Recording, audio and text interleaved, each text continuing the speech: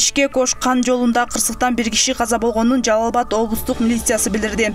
Аталган жол кырсыгы 7-июлда саат 13:40 чамасында Чаткал районунда болгон. Анда Lexus 470 үлгүсүндөгү жол тандабасынын айдоочусу Бишкекти көздөй бара жатып, рулду башкара албай каршы тилкеге чыгып, Ош тарапка бараткан Porter автоунаасы менен кагышкан.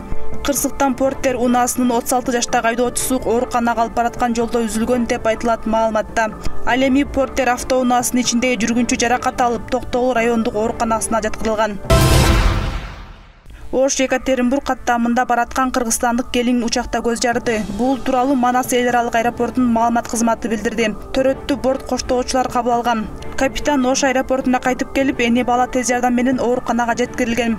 Ал эми учакта төрөлгөн балага ата-эне Урал аба жолдорунун атынан Уралбек аттуу ысым ыйгарды. Азыркы тапта эне баланын абалы жакшы.